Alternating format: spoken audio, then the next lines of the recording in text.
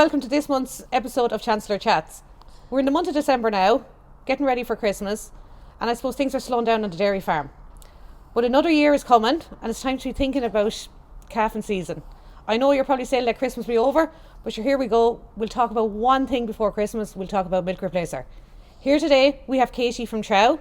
Trouw is a well-known company up the north that does an awful lot of milk replacer, minerals and other bits.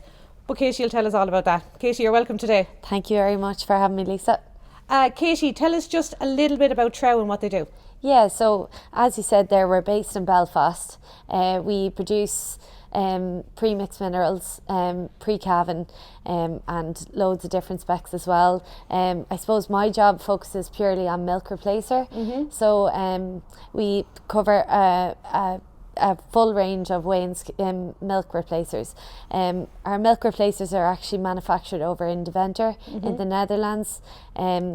Big production facility, probably producing over 100,000 tonnes of milk a year, and it's exported over to maybe 60 countries worldwide. So very well researched and renowned milk replacer in the world. The main brand that we do at the minute is MilkyBit. MilkyBit. Yeah. Well, I suppose now that maybe farmers might have time in their hands coming into the next week or two and might get a chance to have a look at this. Yeah. I suppose when we're looking at milk replacer, mm-hmm. what should farmers be looking at?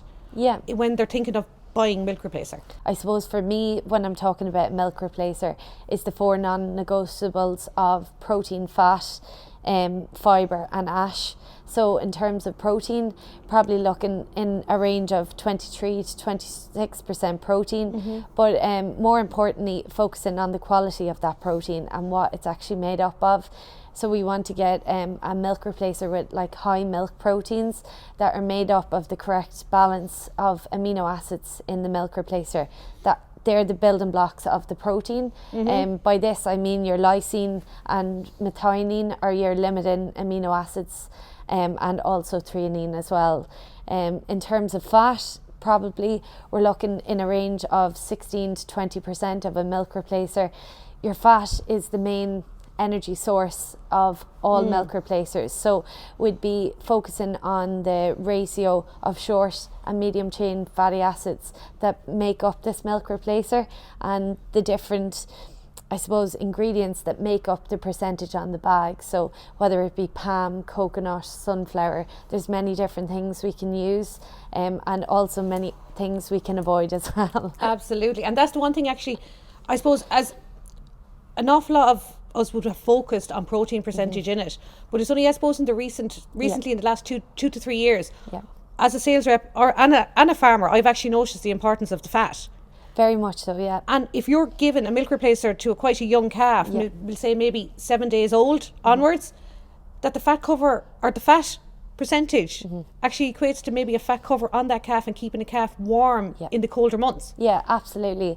And we found, especially in Ireland, like temperatures in the shed, especially in spring, could be down as low as maybe 5 degrees, depending on what it's reading on a thermometer on that day. So it's very important to match the maintenance requirements of that calf in terms of how much you feed it, based on the temperature that's in the shed, mm-hmm. and that can all be measured up with the available energy that's in the milk replacer, and how we deliver it to a calf. So for example, in a shed that might be 15 degrees, which is very rare in Ireland, you'd be talking of maintenance requirements of maybe 380 grams of milk powder, whereas in a shed that's 5 degrees, you'd be looking at feeding an extra 100 grams more. So the colder it is, maybe the higher the quantity. Exactly. So maybe in the earlier months, so if you have a farmer that's calving down maybe mid-January, end of January, I suppose looking at the weather, mm-hmm. Potentially increasing the rate of milk powder. For sure. In terms of increasing it, keeping the concentration the same, whether that be at 125 grams per litre or 150. But by increasing it, we mean by increasing the litres that are fed per calf. Oh, the actual quantity, the volume. Yeah, the volume. Yeah. So we still keep concentration at 12.5% or 12.5% or 15%. Yeah. Very good. Keeping it consistent for the calves. We're not alternating the solids in the milk, just upping the litres I suppose to support them to keep themselves warm. Yes. Can keep their immunity protected in terms of the energy they have to fight off any pathogens they might meet, and also just to keep their organs going as well. Absolutely. And we have actually noticed that Trouw have maybe picked up on that fat content too. Yeah. Because in your Milky Vit range, you've increased your protein content up to 20% from 17. Yes. Which is a fair old jump now, to be fair. Yeah, it is. It's probably providing, you'd be looking at about another 1.8 megajoules per kilo for that calf in terms of energy per calf per day. And this is basically based off the research that providing extra energy to a calf in the first 5-6 weeks, they're just healthier and they're able to fight off whatever bugs they might meet in the shed during a cold stress period, such as the spring calving. So you were talking about the makeup of the fat. Yeah. How important is that? Because, like, you know, a huge amount of farmers read this label now. Yeah. And there's a huge amount of information on this label. Yeah. Yes, it's a very small label. Yes. And I suppose it's just making sense of the label to the farmer and what we should precisely be looking at in the makeup of the fat, particularly, firstly. Yeah. Yeah, I suppose when you're on farm and you're asked to flip over a bag of milk replacer and try to determine what's actually in the milk replacer, it only gives you a limited amount of information. It will give you a percentage of the fat or protein, but actually doesn't show you the building blocks of what they're made up of. So in terms of the fat, it's very important to consider like the ratio of your medium, long chain and short chain fatty acids that are, I suppose, built into formulating this milk replacer, because with Milky Vit we try and formulate our milk replacers based on whole milk, and the ratio that we have come up with that best matches or mimics whole milk would be a 65-35 split of palm coconut oil, which would be standard across our milk replacers. Yeah. We have a spray drying facility in Sloten, which is over in the Netherlands, and the idea of this process of our milk replacers is that fat is at the core as a base powder of our milk replacer. So it's spray dried with our milk proteins, which are your whey or skim. So it means when it goes into your solution that it's easily digested by the calf, because it goes through a process of homogenization. So by that we mean that it is pressurized through a system at 150 bars, which basically breaks down the fat globules of the milk to get it as close to cow's milk as we can. So it means it's more digestible for the calf to drink. Okay, so when we're looking, just to, I suppose, sum up the fat, when we're looking at this label, we should be able to look at first the makeup of the fat, which is either palm or coconut oil, yeah, and that will be specified on the label.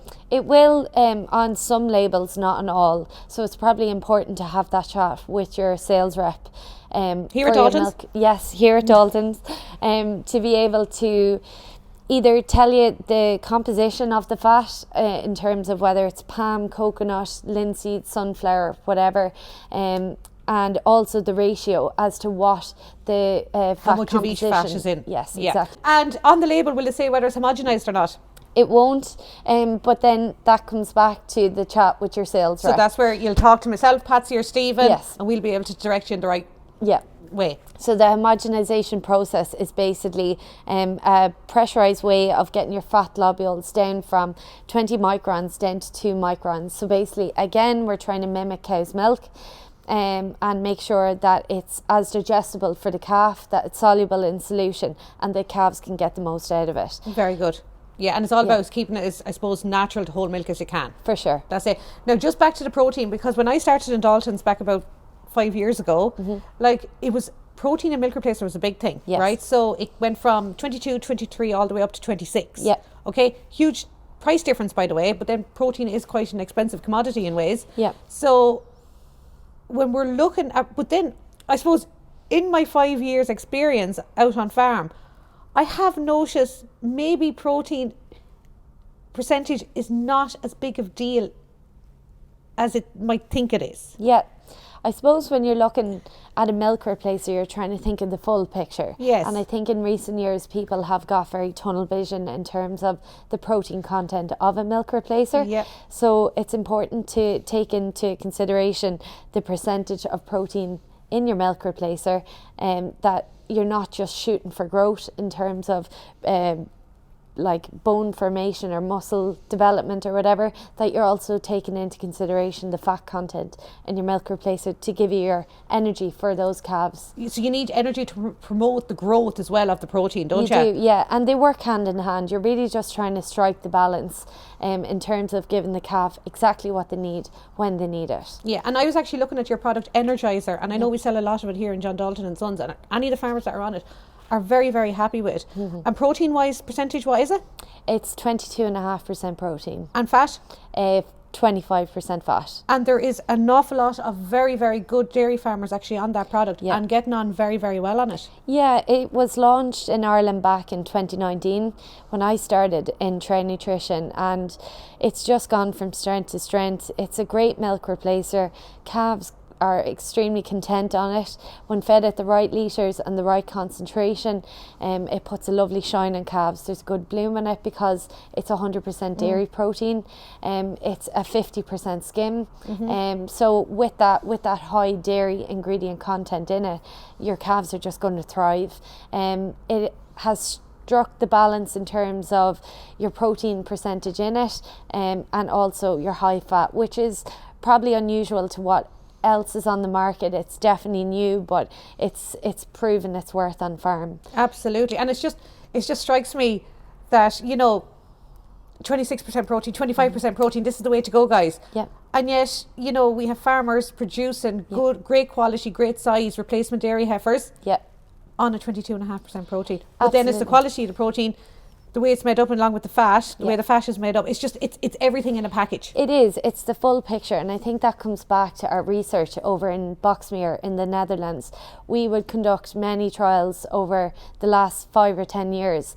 And with that, as you say, you've seen the protein percentage change over the last couple of years, and our research reflects that, because they're looking at the full picture as to what the calf actually needs when they need it.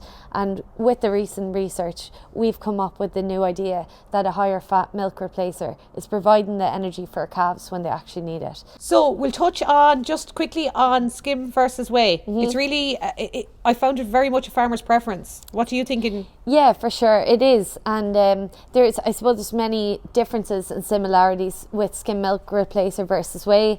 I suppose it's a question I get asked an awful lot on farm as well. So the main similarities would be the quality of your dairy proteins in your milk replacer. So the main thing to look out for is your digestibility of that milk replacer. So whether it be a WPC, which is extremely concentrated whey powder, or on the other side of the milk processing fraction, when you take out the cream and butter, would be your skim. Again, very high in protein, very digestible. So in terms of average data gain, very similar. There would be no differences really between the two. And I suppose the main similarity of milk or whey and skim would be how they're processed. So as I touched on there, your whey comes about from a byproduct of your cheese production when you take out the curds, and also the skim fraction comes by taking out your butter and cream. So it's just how they're processed after that. They'll go through whether it's a dried fraction, crystallized, filtrated, ultrafiltrated, to get your byproducts, which are the main building blocks for all milk replacers that we make. Absolutely. Yeah. But I suppose now, look, lads, you can feed milk replacer all you want, but I suppose it really, really comes down to consistency, timing. So much got to do with what a farmer can actually put into their own calves. So, like, a lot of people would struggle with bloat on milk replacer. It tends to be sometimes maybe the amount of powder being mixed mightn't be consistent.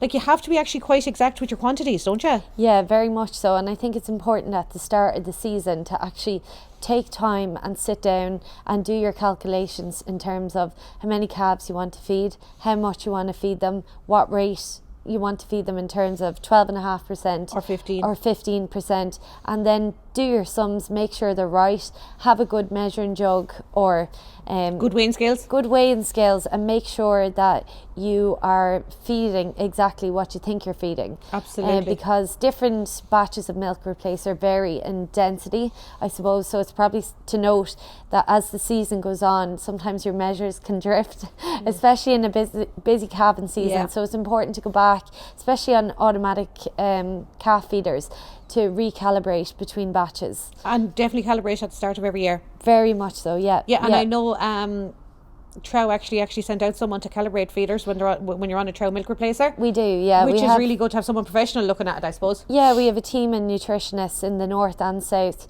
who would be a technical backup for all our milk replacers, whether it be supplied to Daltons or whoever. So we do provide that service. Yeah, because I know Margaret works with Daltons, and we call her from time to time to calibrate, and it's she provides a fantastic service. Yeah, exactly. And we'd work with the farmers in terms of setting up their feed curve and making sure that it suits their system in terms of when they want to feed their calves. Yes. And setting up the, I suppose, peak allowance of milk, how long they want to feed that for, and making sure that their weaning process is matched to make sure that they're hitting the ground running when they do get out onto grass. Absolutely. The other thing I slightly want to touch on is the temperature of the water when you're mixing it. Yes. So it's not a big issue in a feeder, but an automatic feeder, but when you're actually mixing it by hand or mixing it in, one of those tub feeders, Yep. keep the temperature right. Very much so, because you've paid a lot of money for a milk replacer with these high quality milk proteins in it, and if you mix it at the wrong temperature, i.e. too hot, you're actually going to denature those proteins. So burn them. Yeah. So you really have to be careful. Ideally, the mixing temperature for our milks would be 40 to 42 degrees. Feed at 38, is it? Or? Feed at 38. So just moving on a slight bit more, now we're going to go off a milk replacer and talk about one product that seems to be very, very, very good. Yeah. It's done very well in Daltons for the last number of years. Ticked an awful lot of boxes. It's Reviva. It's what I call Lucozade for cows. It is. It's that Red Bull after calving that all cows need. So basically, it's an energy drink that you give to the cow directly after calving. So we're basically trying to crank up her metabolism and try and get her back on her feet as quickly as possible. So if we think about calving as a whole, that cow has probably been in a calving pen for 12 hours before she calves. She could be dehydrated. She mightn't have ate as much as she usually would, so her dry matter's down, and probably her energy is down as a result. So and with the huge demand on calcium after calving towards milk production, we have to basically, I suppose, give them the goodies, as you said, and in this case in form of a drink. So Reviva has a high source of readily available calcium in it. Yep. It has dextrose in it, which would be for energy, to get this cow back on her feet. It also has electrolytes in it for rehydration. Very good. No, I've never actually seen a cow to refuse it, and I know we've used it at home. Yeah. To be fair, it makes sense to give it to a cow after calving. And you're there, you just feel better after you've given it to the cow, and just say you're 2 o'clock in the morning and you have to go back to bed or whatever. You feel better knowing that the cow has it. Absolutely, and it's really preventative rather than anything else, because it really does protect her against your LDAs. So when she calves, there's a huge proportion of her stomach that has maybe shifted or not shifted. So by providing 20 litres of Reviva, you're really keeping it fuller for longer. Yeah. It's a great drink. As you said, cows don't refuse it. We've seen cows maybe drink 2 buckets of it after calving. So it's 1 kilo per 20 litres. Feed it slightly warm as well, isn't it? It is. So the trick with this is mix it in hot water, so 50 to 55 degrees. Add in your kilo of powder, and then give it a good whisk, make sure it comes up to that bright orange colour, and then add in your cold water to bring it up to your 38-40 degrees for drinking temperature for your cows. Perfect. Definitely something that I think everyone in the agribusiness has recommended. Wonderful idea for a cow post calving. I think so as well. Yep. So I suppose all that's left to say now is thanks to Katie, but we'd like to say that all the products we've talked about here today, all the milk replacers from Trouw, they're all available through Daltons here in Kilkenny and through our other shop in Cullehill in County Laois. Reviva, huge seller in both shops, always in stock. Katie, Margaret And Miles, always there at the other end of the phone when we need a little bit of support. If anyone listening needs more information or needs another little bit of help, maybe making up your mind to choose a milk replacer, contact myself, Patsy or Stephen or Melvin up in Cullehill, and we'll help you through or try to answer any of your questions. All that's left to say is Happy Christmas.